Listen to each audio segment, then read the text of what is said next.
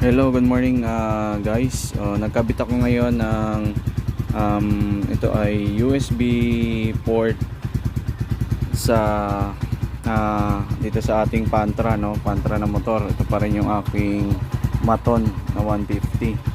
So ito, yan, tinesting ko, nagcha-charge naman siya. So fast charging to. Yan, winiring ko lang dito, pinadaan natin. Dinirect natin sa battery para yung current niya, yung amperahe niya ay talagang nakasagad. So yan, winiring ko. Tapos dito ko na lang dinaan dahil may bakante naman dito, saktong sakto siya. So dito ko na lang siya pinesto. So ganyan siya.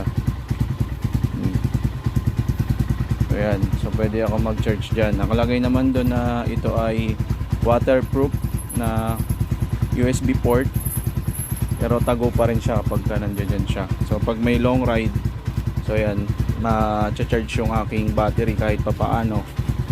So yan, winiring ko lang siya. So madali lang siya guys, plug and play. Tapos yan, nakita nyo, naka on yan, may ilaw siya, diba? May lead indicator. Pagka pinrest natin dito, nag-o-off siya. So meron naman siyang switch dito. So yan siya, ganyan siya gumagana, no? So minsan kasi ang hirap pagka malayo yung mga rides natin, nalolobat tayo. So dito ko linagay para malapit din dito sa aking bracket. So ganun siya. So mura lang. Nabili ko yan siya sa Lazada, 150 lang. So yun, meron na ring mini driving light. So halos ano na, no, talagang good for long ride na tong ating motor. Hindi tayo malolobat kung may mga camera man tayo. So dito nga pala, kakabitan ko rin to ng camera dun sa para meron camera. At the same time, pwede ko ikabit dito yung charger ng camera habang naka-camera ako, nagcha-charge na siya automatic. So yan, dual port to. Dalawahan siya, dual port. So may isa pang port.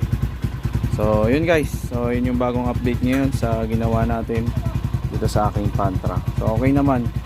Check ko na lang pala yung voltage nung ibo-voltmeter ko.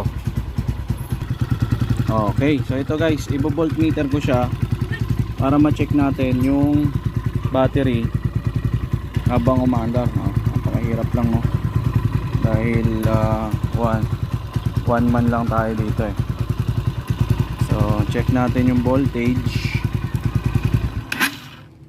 Yan. Ito siya. Natin kung gaano kalakas din yung kain niya ng voltahe pag off and on.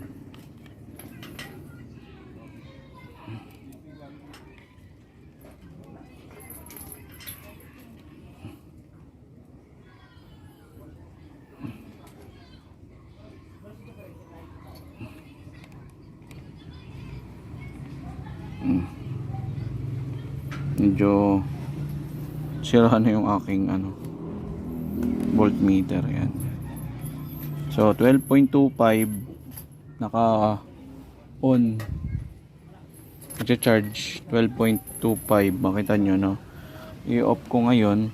Hindi na natin kung gaano lang siya kalakas kumain ng battery. Off. Yan, off na siya. So 12.25, 12.26. Pag in-on natin siya, fast charging siya eh. So nag-reduce siya nag-drop siya ng ilang points, no?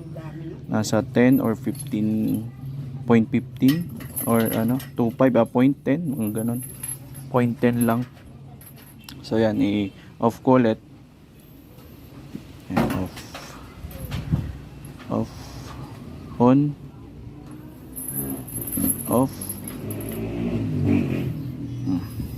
So yan, hindi naman ganun kalakas kumain, point lang. On. So yan, yun. So ganun po, mas maganda kung umandar siya. Tingnan natin.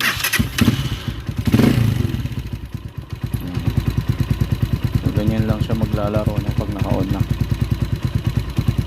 13, mas naka-on siya, hindi ka na masyado magdidiskarga. Yun, no? Okay, so yun lang po.